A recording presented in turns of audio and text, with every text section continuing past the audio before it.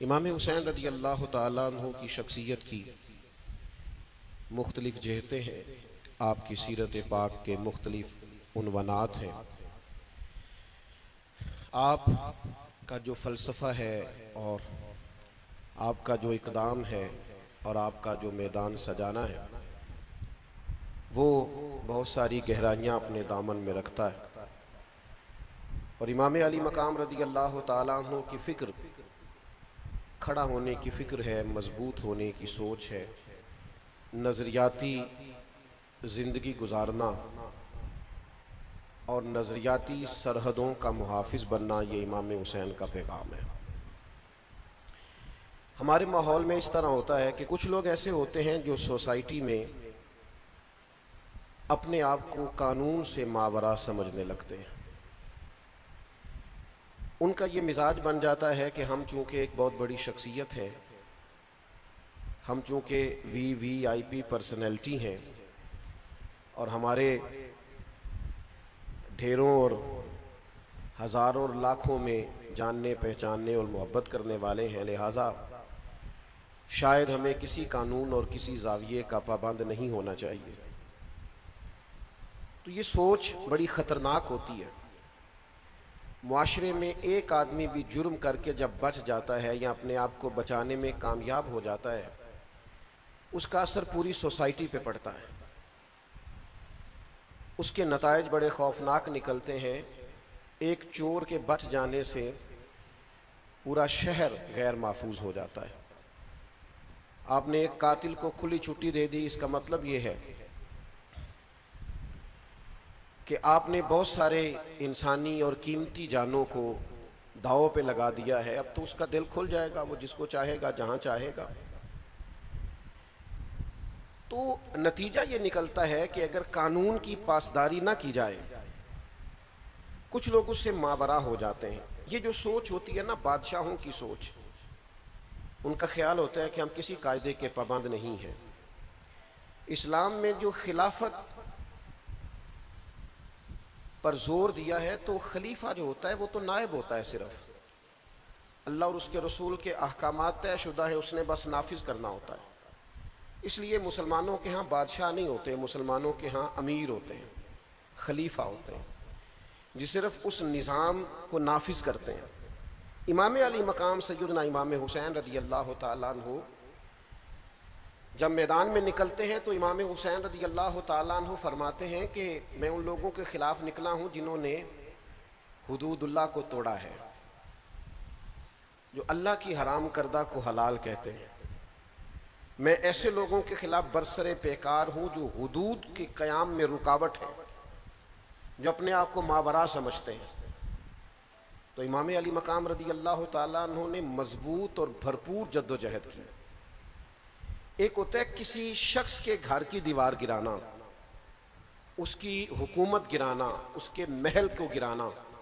ایک ہوتا ہے کسی کی سوچ کو اور اس کے نظریے کو دفن کرنا۔ امام علی مقام رضی اللہ تعالیٰ عنہ کا کمال یہ ہے کہ امام حسین نے یزید کو اور اس کے نظریے کو دفن کر دیا۔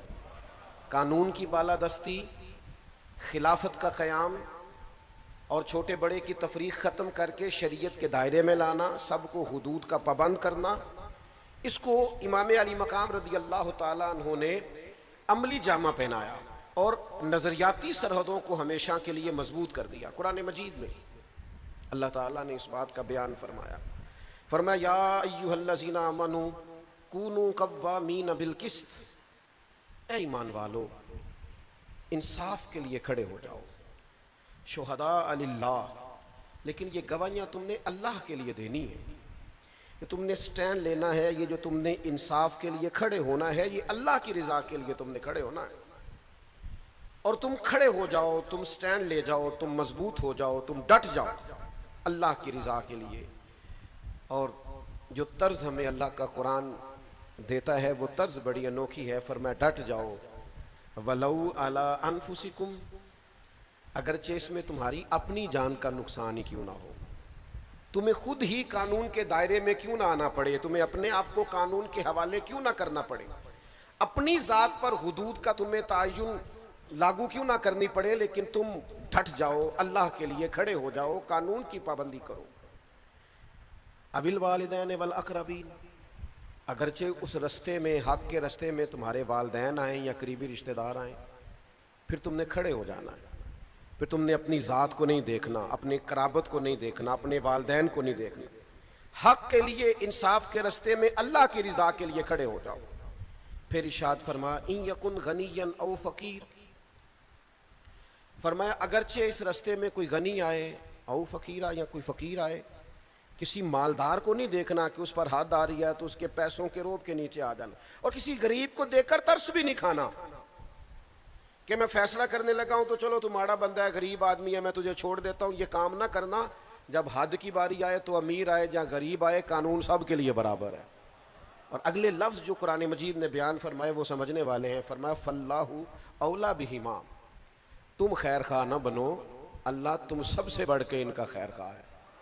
अमीरों का भी और गरीबों का भी रब खैर खा है। तुम कानून की पाबंदी कराओ, तुम ना खैर खा बनो, अल्लाह तबारक व तआला तुम सबसे बढ़कर इन पर इख्तियार रखता है। अल्लाह ताला इनकी खैर खाई फरमाएगा। ख्वाहिशात नफ्स की पैरवी ना करो, अंतादिलू के तुम अदल ही ना कर सको। अपनी ख्वाहिशात नफ्स के पीछे इस तरह ना लगो कि अदल का रास्ता छोड़ जाओ। छोड़ दो अपनी ख्वाहिशात को और इंसाफ कायम करो उस रास्ते में। चाहे तुम्हारी अपनी जान आए, माँ बाप आए, रिश्तेदार आए, अमीर आए, गरीब आए, इंसाफ के लिए खड़े हो जाओ। हम चूंकि ज़्यादातर लोग देहाती मिजाज से ताल्लुक़ रखते हैं, कुरान मजीद की इस आयत को सामने रखिए कि इंसाफ के साथ खड़ा होना है, हक़ के लिए खड़े होना है। उसमें चाहे अपनी ज़ात ही क्यों ना आए, फिर उसको पेश करना। हज़रत उमर फ़ारूक रज़ी अल्लाह ताला अन्हु ने एक बहुत बड़ा जुमला इरशाद फरमाया। आप फरमाने लगे, मैंने अपने नबी पाक सल्लल्लाहु ताला अलैहि वसल्लम को किसास के लिए अपने आप को पेश करते हुए देखा है। हुजूर ने अपने आप को कानून के सामने पेश किया। सफ़े सीधी कराते एक सहाबी को दुर्रा लग गया या नेज़ा लग गया तो हुजूर अलैहिस्सलाम ने अपने बतने नूर से कपड़ा हटा दिया। फरमाया आओ तुम बदला ले सकते हो, तुम्हें तकलीफ हुई है। तो हजरत उमर फरमाते हैं अगर मदीने वाले महबूब अपने आप को किसास के लिए पेश कर सकते हैं तो फिर बाकी कौन है जो अपने आप को मावरा समझता है? फिर वो कौन है जो कहता है मुझ पे नाफिज नहीं हो सकता, मेरे ऊपर आप हुक्म नहीं चला सकते? सबसे पहले तो अपनी जात से शुरू करना होगा। नबी पाक अलैहिस्सलाम ने खुद इरशाद फरमाया, अगर मेरी वजह से किसी को तकलीफ पहुंची हो तो मैं हाजिर हूं, बदला ले सकता है। अगर हुजूर अपने आप को पेश करते हैं तो हमा शुमा किस खाते में? हमारे यहां वो जो फिक्री तजाद है, मतलब हम ये चाह रहे हैं पूरी दुनिया पे दीन नाफिज हो जाए, लेकिन कहीं नफ्स की ख्वाहिश ये कहती है कुल दुनिया पे हो, मेरे ऊपर ना हो। तो माज़अल्लाह आप अपने आप से पहले सवाल तो कर लें, आप इस कटहरे में आने को तैयार है? मैं इस बड़े मजमे में बड़े दर्द के साथ एक बात कहता हूं, अल्लाह मुझे माफ फरमाए अगर कहीं मेरी तबीयत में किसी किस्म का कोई तसन्नो हो। मैंने बहुत पहले कहा था कि बहुत बड़ी गद्दियों के वारस पीर नहीं चाहते कि मुल्क में दीन नाफिज हो जाए, नहीं चाहते, इसलिए कि उन्हें कटहरे में आना पड़ेगा, उन्हें अपनी अरबों खरबों की जायदाद का हिसाब देना पड़ेगा। वो जो अलग से एक सल्तनत कायम किए हुए हैं वो सल्तनत टूट जाए। हमारा मिजाज नहीं है भाई, हम थोड़ा सा हट के जीना चाहते हैं। हम सिफारशी कार्ड अपनी जेबों में रखते हैं, हम अपनी गाड़ियों के पीछे लिखवाए फिरते हैं, मैं फलां साहब होता हूं, मैं फलां साहब होता हूं, मेरा फलां नाम है, मेरी मोटरसाइकिल के पीछे लिखा हुआ होता है मेरा फलां इलाके से ताल्लुक है। आप कोई अलग मखलूक है? आपने जो मोटर बाइक के पीछे और गाड़ी के पीछे लिखवा लिया है, और आपने जो झंडा बुलंद कर लिया अपनी गाड़ी पर, और एक आपने बल्ब जलने वाला और इशारे देने वाला लगवा लिया, तो आप क्या है? कानून के दायरे में आप आएंगे, कानून के दायरे में। हजरत अनस बिन मालिक रदी अल्लाह ताला अन्हु फरमाते हैं, नसर की बेटी रबी ने एक औरत को कुछ मारा था और उसके दांत टूट गए थे, तो हुजूर की बारगाह में मुकदमा दायर हुआ। तो नबी पाक ने फरमाया बदला दे ये। तो कहते हैं उन लोगों ने, नसर चूंकि बहुत अमीर लोग थे, कबीला बड़ा अमीर था, तो उसने अपनी बेटी के लिए जाके उनकी मिन्नत की, कहा यार तुम मेरी बेटी को माफ कर लो। नहीं माफ करते, काम से कोई तुम जुर्माना ले लो। उन्होंने कहा हम नहीं माफ करते। तो हजरत अनस बिन मालिक कहते हैं मैंने जाके अर्ज की हुजूर ये बहुत बड़ा कबीला है जो दीन में आया है, تو کیا اب اس جیسے لوگوں پر بھی قصاص ہوگا؟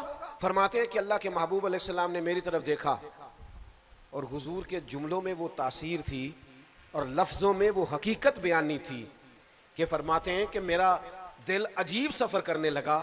حضور فرمانے لگے انس تم سے پہلی قومیں اس لیے تباہ ہوئی تھی کہ غریب جرم کرتا تھا تو سزا ملتی تھی اور امیر جرم کرتے تھے تو رہا کر دیے جاتے تھے.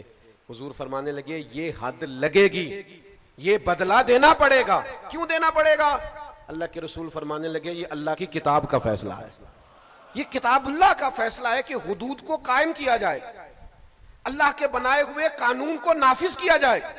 جب تک میں اپنی ذات پر, اپنے بچوں پر, اپنے گھر پر, اپنے قبیلے پر, اپنے دوستوں پر اللہ کے قانون نافذ کرنے میں کامیاب نہیں ہوتا, جب تک حدود اللہ کا قیام میں اپنی ذات سے لے کر اپنے حلقہ احباب تک لگانے میں کامیاب نہیں ہوتا, اتنی دیر تک میں یہ کیسے دعویٰ کر سکتا ہوں کہ دھرتی پر, کائنات پر اللہ کا نظام نافذ کرنے کی میں جدوجہد کروں گا؟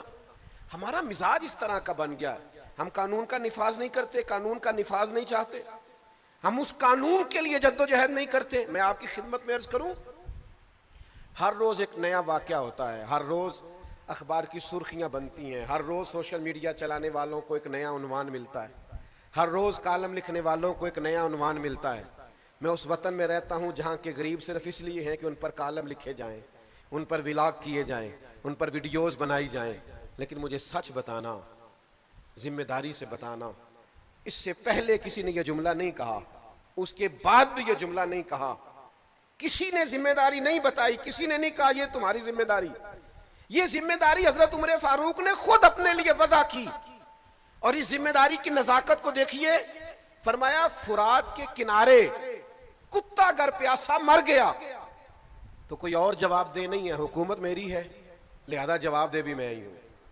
اللہ کے حضور مجھ سے پوچھا جائے گا حکومت تیری تھی, یہ کیا بات ہوئی, میں نے فلانا معطل کر دیا, میں نے فلانا معطل کر دیا. نہ ادھر ادھر کی تو بات کر, یہ بتا کہ قافلہ کیوں لٹا. مجھے راہزنوں سے غرض نہیں, تیری راہبری کا سوال ہے. خدا را کچھ خیال کریں, چیزوں کو سمجھیں. جب تک ہم سب قانون کی پابندی کے قائل نہیں ہیں. میں ایک دفعہ جا رہا تھا تو میرے ڈرائیور نے اوور سپیڈ, اس نے گاڑی وہ چلا رہا تھا, روک لیا ہمیں, نے کہا جی آپ کی سپیڈ زیادہ ہے. میں نے کہا بالکل زیادہ ہے. مجھے دیکھا اوہو پیر صاحب ہیں آپ جائیے. میں نے کہا جناب ایسا نہ کریں, تھوڑا سا نا پیر صاحب کے ڈرائیور کو بھی سبق دے دیں, ذرا آئندہ احتیاط سے چلے گا. آپ وہ جو سب کے لیے چالان بناتے ہیں وہ بنائیے, آپ یہ ایک نقطہ ذرا لگائیے تاکہ ہمیں احساس ہو. آپ ہمیں ماورا نہ کیجئے, آپ ہمیں اس چکی سے گزاریے, ہمیں احساس دلائیے. میں ایئرپورٹ میں اترا کسی جگہ سے, کسی ملک سے میں لوٹ رہا تھا, تو مجھے دیکھ کے اس صاحب نے کہا آپ ذرا آگے آ جائیے امیگریشن کے لیے. تو میں نے کہا پھر کیا ہوگا, ان میں سے پتہ نہیں کون ایسا ہے جو اللہ کی بارگاہ کا مقبول اور محبوب ہے, میں کیسے اسے پشت کر ڈالوں. آپ ان سب کے لیے جیسے کام کریں گے فقیر بھی اسی لائن میں آ جائے گا. ہاں پتہ تے سارا ہے سردار نو کیتیاں دا, ایدہ پردہ چپایا ہی تیرا پلا ہو سی.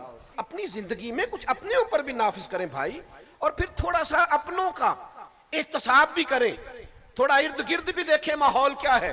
لیکن میں کیسے عرض کروں, ڈھیر سارے لوگ ایسے ہیں جو اپنے اے سی والے روم سے اٹھ کر باہر آ کے نہیں دیکھتے, وہ غور ہی نہیں کرتے کہ میرا عملہ کیا کر رہا, وہ توجہ ہی نہیں کرتے کہ میری ذمہ داری کیا ہے, مجھے کس کس جگہ پہ غور کرنا ہے, دیکھنا ہے.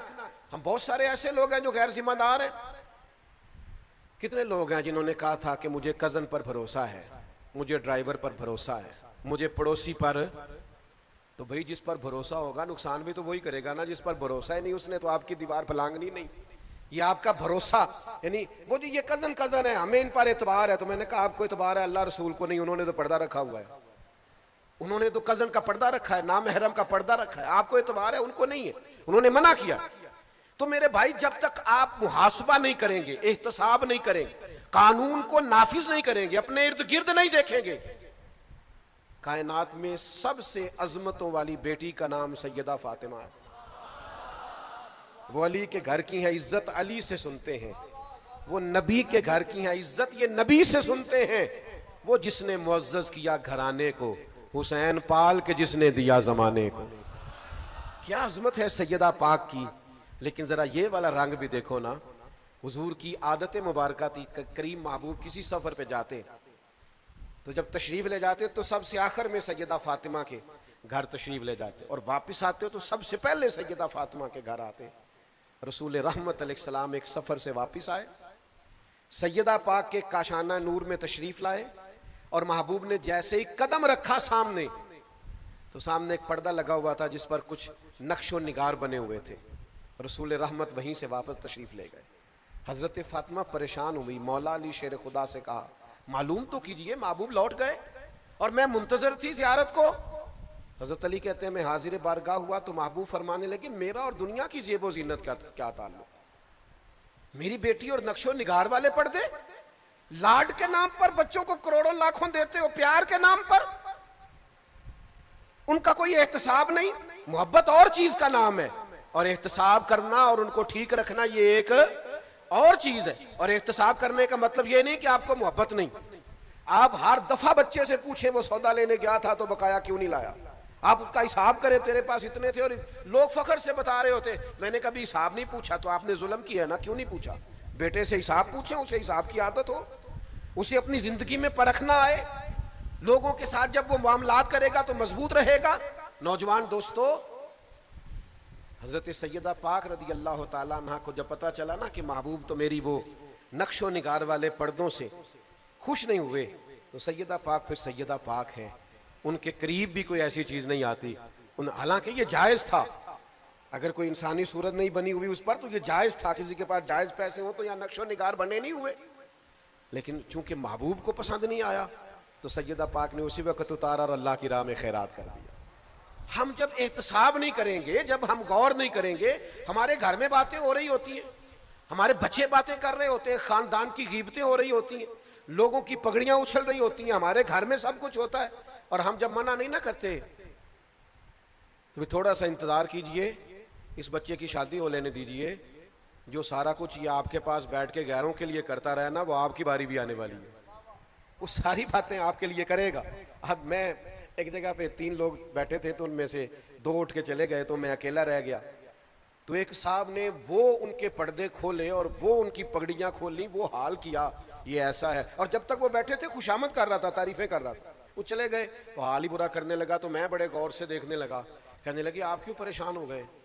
تو میں نے کہا مجھے تو اپنی فکر پڑ گئی ہے، وہ 2 گئے ہیں تو نے کوئی حال نہیں چھوڑا، جب میں جاؤں گا تو کیا اشر کرے گا، اس لیے کہ میں تو سونگ گیا ہوں، تو کیا آدمی ہے، میرے جانے پر تو اللہ جانے کیا حال کرے، نہیں نہیں نہیں نہیں آپ تو اچھے آدمی ہیں۔ میں نے کہا یہ تو ان کے منہ پہ بھی کہہ رہا تھا، یہ تو وہاں بھی کہہ ہی رہا تھا بھائی، وہ تو مجھے سمجھ آ گئی ہے تو کس لیول اور کس مزاج کا آدمی۔ تو یاد رکھیے گا احتساب، اپنوں کا احتساب، اور اگر آپ کے دائیں بائیں ذرا برابر بھی کوئی شخص شریعت کی حدود کو پامال کر رہا تو اس کا پورے طور پر احتساب باز پرس، یہ بڑا ضروری ہے۔ اگر آپ نہیں کریں گے تو آپ محسوس کریں گے کہ ماحول بگڑتا جا رہا ہے۔ سیدہ طیبہ طاہرہ سیدہ عائشہ صدیقہ، قربان جاؤں ان رستوں سے جن رستوں سے مومنوں کی ماں گزرا کرتی، یہ کیسی عظمتوں والی خاتون ہے جن کے گھر جا کے اللہ کے محبوب سکون محسوس فرمایا کر۔ حضرت سیدہ عائشہ صدیقہ فرماتی ہیں میں نے کسی خاتون کے بارے میں بات کر دی برسبیل تذکرہ، میں نے کہا قد کتنا چھوٹا ہے اس کا، تو ذرا ابو داؤد شریف پڑھ کے دیکھیے، فرماتی ہیں حضور کا میں نے چہرہ نور دیکھا تو اظہار ناراضگی، کریم فرمانے لگے عائشہ تم نے وہ بات کی ہے کہ اگر اس بات کو میں دریا میں ڈال دوں تو دریا کا ذائقہ بدل جائے گا۔ اتنی سخت بات کر دی، کسی کے بارے میں تم نے بات کی دریا کا ذائقہ بدل جائے، جو تم نے جملہ کسی کے لیے کہا ہے۔ ذرا یہ ارد گرد کی لوگوں کی زبانیں روک کے دیکھو، سوسائٹی میں سکون پیدا ہو جائے گا، محبتوں کو فروغ ہوگا، نفرتوں کا کلا کماؤ، حدود کا اللہ تعالیٰ کے بتائے ہوئے دین کا پورے طور پر نفاذ ہوگا۔ یہ ہمارا یہ مزاج نہیں رہا، ہم ذائقہ لیتے ہیں، خود چسکا لیتے ہیں، جب کوئی بات کر رہا ہوتا ہے غور غور سے سنتے ہیں، ہم اپنے ارد گرد نفاذ نہیں کرتے تو دنیا میں کیسے نفاذ ہوگا؟ ہم اپنے ماحول کے اندر ان چیزوں کو لے کے نہیں آتے تو پوری سوسائٹی میں وہ چیزیں کیسے پیدا ہوں گی؟ ہمارے ہاں نا حکومتوں کو شوق آتا ہے، جیسے کوئی سیزن نہیں ہوتا کچھ چیزوں کو چیک کرنے کا، ان کے ہاں سیزن ہوتا ہے، وہ سیزن میں آتے ہیں، کوئی دیواریں توڑ جاتے ہیں، کچھ دکانیں ہٹا جاتے ہیں، کچھ کو سیل کر جاتے ہیں، اور اگر کوئی مجھ سے ناراض نہ ہو جائے تو جو دکاندار آنے والوں سے میل ملا کے حساب پورا نہیں کرتا اس کی دکان بھی بند کر جاتے ہیں۔ لیکن باقاعدہ چیزوں کو دیکھنا، چیک کرنا، غور کرنا، احتساب کرنا، اللہ کی حدوں کو قائم رکھنا ہمارا مزاج نہیں ہوتا، ہماری وہ طبیعت نہیں ہوتی۔ اللہ کے حبیب علیہ السلام صحیح حدیث میں موجود ہے، بازار میں تشریف لے گئے حضور، اور نبی کریم نے گندم کا ڈھیر دیکھا۔ تو آپ کہیں بھی چلے جائیں، ہمارا تو ریڑھی والا اس طرح کرتا ہے کہ اس نے آگے آگے صحیح صحیح پھل لگایا ہوتا ہے، اور پیچھے پلٹ کے دیکھیں تو رنگ اور ہوتا ہے، اگر جو اس کا خیال ہوتا ہے کہ بے ایمان سارے اوپر بیٹھے ہوئے الا ماشاء اللہ۔ اور ریڑھی والے کا بھی یہ مزاج ہوتا ہے، اور اگر آپ کہیں کہ یہ تو نے دکھانے کے لیے آگے لگائے ہیں، مجھے یہ والے پھل چاہیے، تو کہتا نہیں، میں رلا کے دینے نے، اکٹھے کر کے بیچنے ہیں میں نے، سارے نہیں ہو بھائی، تو نے دکھایا اور ہے، اور دیتی وقت تیرا رنگ اور۔ اللہ کے حبیب علیہ السلام بازار تشریف لے گئے، گندم کا ڈھیر لگا ہوا ہے، تو میرے محبوب نے، حضور نے، سید عالم نے اپنی آستین مبارک کو اوپر کیا، اور پھر گندم کے ڈھیر کے اندر حضور نے دست مبارک ڈالا، اور جب آپ کا مقدس ہاتھ آگے گیا تو نمی محسوس کی کریم نے، تو حضور فرمانے لگے یہ گندم تم نے نیچے چھپا رکھی ہے جو گیلی ہے؟ حضور وہ بارش ہوئی تھی تو فرمایا اوپر خشک ڈال دی اور نیچے تم نے گیلی ڈال دی۔ یہ بات پر غور کیجئے گا، اس نے جنس کو نہیں بدلا، اس نے اینٹیں پیس کر سرخ مرچوں میں نہیں ملائیں، اس نے وہ والا کام نہیں کیا کہ دوائیاں تک بھی لوگوں کو خالص نہ ملیں۔ حال یہ ہے کہ گندم صرف ہے ٹھیک، ذرا گیلی ہے، وہ گیلی گندم اس نے نیچے رکھ دی، تو اللہ کے حبیب فرمانے لگے سن، جو ملاوٹ کرے وہ ہم میں سے نہیں ہے، وہ ہم میں سے نہیں ہے جو ملاوٹ کرتا ہے۔ وہ میرے بھائی تھوڑا سا غور تو کریں، توجہ تو کریں، یہاں تو منظر بڑا عجیب ہو گیا ہے کہ جس ملک میں دوائیاں بھی خالص نہ ملیں، اور جہاں لوگوں کو جان بچانے کے لیے جن چیزوں کی ضرورت ہو ان کا بھی پتہ کرنا پڑے۔ آپ جائیں میڈیکل سٹور پہ، ڈاکٹر نے آپ کو لکھ کے دی ہے تو میڈیکل سٹور والا مشورہ دیتا، کہتا یہ رہنے دو، یہ والی لے جاؤ، فارمولہ ایک ہی ہے، کیونکہ وہ اس نے بھی اسی طرح کا رویہ رکھا ہے۔ اور ڈاکٹر صاحب کو بھی میڈیکل ریپ والے ملاقات کر گئے تھے، انہوں نے بھی بتایا کون سی لکھ کے دینی ہے، اللہ ماشاء اللہ سب جگہ ہاتھ ملے ہوئے ہیں، اور سب جگہ تعلقات بنے ہوئے ہیں، اور سب ہیں جو باقاعدہ اس میں شامل ہو گئے ہیں۔ اور آپ سمجھتے ہیں کہ امام حسین کا ذکر یہ ہے کہ آپ نے 3 دیگیں پکائی تھی 10 محرم والے دن، تو مہربانی کریں آپ گھر میں رکھیں دیگیں۔ یہ ساری چیزیں اور یہ لنگر اور یہ دنیا اور کائنات، آپ کس کے لیے 4 دیگوں کی بات کر رہے ہیں؟ جو جنت کے مالک اور سردار ہیں۔ آپ ان کے نظریے کو سمجھیں، فکر کو سمجھیں، سوچ کو سمجھیں۔ جب تک عملاً دین کا نفاذ نہیں ہوتا، مزاج میں دین نافذ نہیں ہو۔ مجھے بتائیے، نبی پاک علیہ السلام نے اس شخص سے ہاتھ نہیں ملایا جس نے سونے کی انگوٹھی پہنی تھی، رحمت للعالمین نبی۔ میں کیسے کہوں آج آپ کو، ہزاروں لاکھوں مسلمان ہیں جو سونے کی انگوٹھیاں پہنتے، کڑے چھلے پہنتے، کتنا کو مشکل کام ہے سونے کی انگوٹھی اتار کے چاندی کی پہننا۔ آپ اتنا بھی نفاذ اپنی زندگی پر نہیں کر سکتے، اپنے ماحول میں اتنا بھی جائز ناجائز کا ہم حساب نہیں رکھ سکتے، یہاں تک بھی اپنے آپ کو سمجھا نہیں سکتے، اور پھر کہنے والے بھی نہیں کہتے، کہنے والے بھی نہیں کہتے، وہ بھی سمجھتے ہیں۔ ایک دوست آئے سونے کی زنجیر پہنے ہوئے تھے، تو میں نے ان کو منع کیا، تو اللہ تعالیٰ نے کچھ زیادہ مال دیا ہوا تھا ان کو، بگڑ گئے بیچارے۔ تو مولانا صاحب جن کے ساتھ وائے ہوئے تھے وہ بڑے نفیس آدمی مجھے بعد میں کہنے لگے حضرت وہ کہہ رہے تھے آج کے بعد پیر صاحب کے پاس نہیں جانا۔ تو میں نے کہا ان سے کہنا تھا پیر صاحب کب تڑپ رہے ہیں آپ سے ملنے کے لیے؟ انہوں نے کب کہا تھا کہ ہمیں ضروری آپ سے ملنا ہے، ایٹ سیٹ تے پکھڑا کو آر گندل اسی اور بھی بوٹیاں جاننے ہیں۔ آپ کو کس نے غلط فہمی میں مبتلا کر دیا ہے کہ ہم بڑے تڑپ رہے تھے؟ شریعت کا حکم آپ کو سنایا جائے اور آپ بگڑ جائیں، ایک دفعہ نہیں 100 دفعہ بگڑے، آپ 100 دفعہ بگڑے، 1000 دفعہ بگڑے تو صحیح، خدا را دین کے نام پر بگڑے تو صحیح، پتہ تو ہو کہ دین کے لیے بگڑ گئے۔ میرے عزیز اپنی زندگی میں مزاج میں نفاذ دین کا مزاج بنائیں۔ یہ کیا عجیب بات ہوئی کہ میں اپنا مخالف دیکھ کے تو کڑتا ہوں، اپنا مخالف دیکھ کر تو بے چین ہوتا ہوں، میری طبیعت میں جلال آتا ہے، لیکن شریعت کا مخالف دیکھ کر مجھے کچھ بھی نہیں ہوتا۔ میرا شاگرد، میرا مرید، میرا عقیدت مند، میرا ادارے میں ڈیوٹی کرنے والا، میرے دفتر میں کام کرنے والا، میرے ہاں ملازمت کرنے والا، وہ ذرا سا میری نافرمانی کرے تو میری طبیعت بگڑ جائے، اور رب کی نافرمانی ہر جگہ ہوتی رہے اور مجھے ذرا احساس بھی نہ ہو۔ وہ اللہ کے بندے تھے، حضرت عبداللہ ابن مبارک گھوڑے پہ بیٹھے تو گھوڑا ذرا ہلنے لگا، تو حضرت عبداللہ ابن مبارک رحمۃ اللہ تعالی علیہ نیچے اترے اور نماز کی نیت باندھ لی اور 2 رکعت نماز توبہ ادا کی۔ تو خدام نے عرض کی حضور گھوڑے نے ذرا اٹکیلیاں کی ہیں اور شرارتیں کی ہیں اور آپ نفل پڑھنے لگے۔ حضرت عبداللہ ابن مبارک کی آنکھوں میں آنسو چمک آئے، فرمانے لگے جس دن مجھ سے رب کی نافرمانی ہو جاتی ہے نا، اس دن جو میرے فرما بردار ہیں وہ میری نافرمانی کرنے لگ جاتے. تو اس گھوڑے نے آج نافرمانی کیا تو توبہ کر رہا ہوں کہیں اللہ کی مجھ سے کوئی نافرمانی تو نہیں ہو گئی. بھائیو تھوڑا سا سمجھیں چیزوں کو. اور آپ نفاذ قانون اور نفاذ شریعت اور حدود کا تعین جو ہمارے دائرہ کار میں ہے وہ تو کریں، اس کا تو لحاظ کریں. پورے ملک پر اسلامی نظام نافذ کر دو، کوئی خاتون بغیر پردے کے باہر نہ آئے، وہ تو جب نافذ ہوگا تب آئے گا نا. تو ابھی آپ اپنے گھر پہ تو نافذ کریں نا، اپنے اہل خانہ کو تو پردہ کرائے نا، ان کو تو تلقین کریں نا با پردہ رہنے. جہاں تک آپ کنٹرول رکھتے ہیں وہاں تک تو آپ دین کی بات کریں، لیکن آپ تو اپنے گھر کے اندر بھی ناکام ہے دین کے نفاذ کے لیے. اور یہ کہ آپ پوری دنیا میں اور پورے ملک میں نافذ کرنے کی بات کر رہے ہیں. وہ خاص احساس پیدا کریں، اپنا مزاج اس طرح کا بنائیں جو قانون کا پابند ہو، اپنی طبیعت اس طرح کی بنائیں جو قانون کی پابند. اور پھر میں نے دیکھا ہے اس ملک میں رہنے والے جو ہر روز قانون توڑتے ہیں وہ کسی دوسرے ملک میں جاتے ہیں تو بہترین قانون کے پابند ہو جاتے ہیں. وہ ڈرتے پھرتے ہیں، سہمے ہوئے ہوتے ہیں، کسی قانون کو نہیں توڑتے. اور جہاں آ کے وہ بہانے بناتے ہیں جی یہاں ایسے ہی چلتا ہے، اور جناب یہاں ایسے نہیں چلتا، جہاں آپ جیسا بندہ چلتا ہے وہ ٹھیک ہو جائے تو باقی بھی سارا ماحول بہتر ہو جائے. آپ تو اپنے اندر تبدیلی لائیں، آپ تو اپنے آپ کو بدلیں، آپ تو اپنے اوپر غور کریں، اپنے مزاج کو تبدیل کریں، اپنی طبیعت کے اندر بدلاؤ لائیں، آپ تھوڑا سا چینج ہوں. اور قانون سب کے لیے برابر ہے، اس میں آپ کسی قسم کی گنجائش نہ دیں، کسی حکمت کے نام پر کسی بزدلی کا شکار نہ ہو. کیا ہو جائے گا، فلاں بگڑ جائے گا.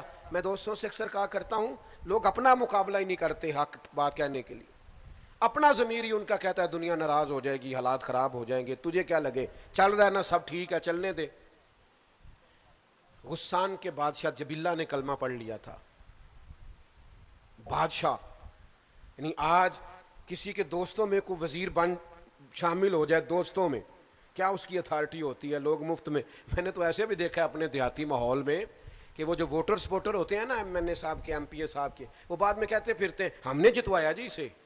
تو میں نے کہا آپ مہربانی کریں، آپ نہ بولیں اسے بولنے دیں، وہ تو نام تک نہیں لے رہا. آپ نہ اظہار کریں، اس سے پوچھیں. وہ تو کہتا ہے کہ ماں بدولت چیز ہی بڑی ہے، علاقہ پیار ہی بڑا کرتا ہے. تو آپ کس چکر میں ہیں؟ اسے ضرورت تھی آپ کی، اس نے آپ کو بلا لیا، آپ نہیں ہے تو ختم ہوگی بات. لیکن ایک وزیر اور ایم این اے تک لوگوں کا یہ مزاج ہوتا ہے. اور ایک ملک کا بادشاہ مسلمان ہو گیا اور پھر وہ حج کرنے کے لیے بیت اللہ آ گیا، اور جب وہ طواف کر رہا تھا تو اس نے بہت بڑا جبہ پہنا ہوا تھا، بہت بڑا لباس، اور اس کے پیروں کے نیچے تک وہ لٹکتا جا رہا تھا. زمانہ تھا سیدنا فاروق اعظم کا. ایک غریب آدمی بھی طواف میں شامل تھا. ایک حج ہوتا ہے، ایک وی آئی پی حج ہوتا ہے، ایک وی آئی پی حج ہوتا ہے. تو ایک صاحب مجھے کہنے لگے کہ ہمارا پیکج سب سے اعلیٰ ہے. تو میں نے انہیں کہا مثلاً کیا اعلیٰ ہے؟ کہنے لگے کمرے بڑے بہترین، رہائش بڑی شاندار، کھانا بڑا زبردست. تو میں نے کہا جب بیت اللہ شریف میں طواف کرنے جائیں گے تو پھر میرا خیال ہے سارے اکٹھے نہیں ہو جائیں گے. ایسا تو نہیں ہو سکتا کہ بیت اللہ شریف آپ کے پاس آئے معاذ اللہ کہ میں آ گیا ہوں تو گھر میں میرا طواف کر لے. ایک ہی صف میں کھڑے ہو گئے محمود و ایاز، نہ کوئی بندہ رہا نہ کوئی بندہ نواز. بندہ و صاحب و محتاج و غنی ایک ہوئے، اور جب تیری سرکار میں پہنچے تو سبھی ایک ہوئے. یہ مزاج بنائے. تو طواف میں غریب آدمی تھے تو وہ جبہ بہت بڑا پہنا ہوا تھا، تو ایک غریب آدمی کا پیر جبے پہ آ گیا، اور جب وہ آگے بڑھا اور پیچھے سے اس کا کرتا کھینچا تو بادشاہ تھا، مزاج بڑا انوکھا تھا، پلٹ کے اس نے غریب آدمی کی طرف دیکھا اور ایک تھپڑ مار دیا. اس کے ہونٹ پھٹ گئے، دانت ٹوٹ گئے. اور یہ کوئی وہ والا معاملہ نہیں تھا کہ غریب پرچہ کرانے نہ جائے کہ کیا فائدہ، میری کون سی سنی جانی ہے. چوری ہو گئی 5-7 لاکھ کی تو غریب تھانے نہیں جاتے، وہ کہتے ہیں چھوڑو کہ یہ نہ ہو اس سے زیادہ پرچہ کٹوانے پہ لگ جائے، اللہ ماشاء اللہ رہنے دو، جاتے ہی نہیں. غلط کہہ رہا ہوں میں غلط کہہ رہا ہوں، صحیح نہیں کہہ رہا. غریب آدمی تھانے جاتا ہی نہیں، وہ کہتا ہمیں دیوار کون پھلانگنے دے گا، ہماری بات کون سنے گا. یہ کیسے ہو سکتا ہے؟ جاتے ہی نہیں لوگ، ڈرتے ہیں، سہمے ہوئے ہوتے ہیں. اور ایک دوست تو مجھے کہنے لگے حضرت چور سے زیادہ تو مدعی سے سوال پوچھے جاتے ہیں، تو ہمیں تو خود لگتا ہے کہ چور تو ہم ہیں شاید، تو چھوڑیں کیا ضرورت ہے جانے کی. کیفیت بڑی منفرد ہے. چلیں میرے محبت والے دوست بیٹھے ہوئے ہیں، میں نے فیصلہ کیا آج رعایت نہ دینے کا. یہ سستا اور مہنگا وکیل کیا ہوتا ہے؟ قانون ایک ہی نہیں، قانون کی کتابیں نہیں، کوئی نہیں پتا آپ کو، میرا خیال ہے آئین ایک ہی نہیں، تو سستا مہنگا وکیل کیا ہوتا ہے پتہ ہے آپ کو؟ بتاؤ پیج ذرا صحیح آنے چاہیے، ذرا تھوڑا ماحول، بڑے بڑے اچھے لوگ بھی ہیں اس شعبے میں، کیا بات، اللہ تعالیٰ برکات عطا فرمائے، لیکن کیا ہوتا ہے یہ ہم نے یہاں بھی ایک سٹینڈرڈ بنا لیا ہے، یہاں بھی ایک ماحول بنا لیا ہے، حالانکہ قانون اگر ایک جیسا ہے تو اس کا نفاذ بھی ایک جیسا ہے۔ کچھ جگہ تو ایسی ہیں، یعنی ایک دوست میرے پاس آئے تھوڑے دن ہوئے، کہنے لگے اب مقدمہ ٹھیک ہو جائے گا، میں نے بڑا مہنگا وکیل کیا ہے۔ میں نے کہا مثلا وہ کیا کر لے گا، مجھے بتائیں تو صحیح، قانون بھی وہی ہے، آئین بھی وہی ہے، تو یہ کیا فلسفہ ہے؟ اس طرح ہم، اور آپ یقین کریں آپ کو طریقہ آنا چاہیے قانون سے کھیلنے کا، لوگ اس طرح کھیلتے ہیں حد ہو جاتی ہے، کو پتہ ہے کھیلنا کیسے، خدا را یہ حال نہ کرے، یہ کسی جمہوری ملک کا حال تو ہو سکتا ہے، کسی ڈکٹیٹر ملک کا، بادشاہت والے کا حال تو ہو سکتا ہے، پر اسلامی ملک کا یہ حال نہیں ہوتا۔ بندوں سے زیادہ آپ اس بات کی فکر کریں کہ اللہ کے حضور حاضر ہونا ہے۔ وہ جبلہ نے تھپڑ مار دیا ایک غریب مسلمان کو، مقدمہ سیدھا، نہ تو گیا ایس ایچ او کے پاس اور نہ گیا ایس پی کے پاس اور نہ ڈی ایس پی کے پاس اور نہ کسی بڑی جگہ نہیں، وہ سیدھا مقدمہ امیر المومنین کے دربار میں، سیدنا فاروق اعظم کے پاس، یہ میرا ہونٹ ہے، یہ میرا دانت، جرم میرا یہ ہے کہ طواف کے دوران ایک بادشاہ کے جبے پر میرا پیر آیا ہے، یہ عمر ہے، یہ تسلسل ہے خلافت کا، یہ مزاج ہے جو رسول رحمت کا دیا ہوا، یہ ہے نفاذ دین، یہ ہے شریعت اسلامیہ کا قیام، یہ ہے حدود اللہ کی پاسداری۔ حضرت عمر نے اس بادشاہ کو بلایا، فرمایا یہاں اس غریب کو راضی کر لو، یہاں کل شام کو تمہیں بدلہ دینا پڑے گا۔ وہ کہنے لگا میں بادشاہ ہوں، میں بھی بدلہ دوں گا؟ فرمایا سارے ہی دیں گے، یہ حضور کا دین ہے، اس میں کوئی امیر غریب نہیں ہوتا، آپ کو بدلہ دینا ہے، آپ کو کٹہرے میں آنا ہے، آپ کو ذمہ داری ہے آپ کی، آپ کو بتا کیوں تھپڑ مارا آپ نے؟ کہنے لگا میں تو اسلام اس لیے لایا تھا کہ میری عزت اور بڑھ جائے گی، تو آپ نے فرمایا تو بدلہ دے، عزت اسی میں ہے، واہ میدان میں آ، اللہ اکبر۔ اس نے کہا مجھے ایک رات کی مہلت دے دے، صبح میں بتاؤں گا۔ رات کو اس نے اٹھایا سارا سامان اور وہ بھاگ گیا واپس، اور اپنے ملک میں جا کے پھر سے عیسائی ہو گیا، مرتد ہو گیا۔ لوگوں نے حضرت عمر سے کہا، گویا کہنے والوں نے کہا، سوچا کہ جناب ایک بادشاہ وقت کو ضائع کیا، تو تاریخ مسکرا کے کہہ رہی تھی عمر نے بندہ ضائع نہیں کیا، عمر نے رسول اللہ کا دین نافذ کیا ہے۔ آپ دین نافذ کریں، جو ضائع ہوتا ہے سو ضائع ہو جائے۔ ہمیں سب سے پہلے اپنے آپ پر قانون کو، دین کو نافذ کرنا، اپنے گھر پہ دین کو نافذ کرنا۔ امام علی مقام رضی اللہ تعالیٰ عنہ، ان کے میدان میں نکلنے کا فلسفہ آپ سمجھیں۔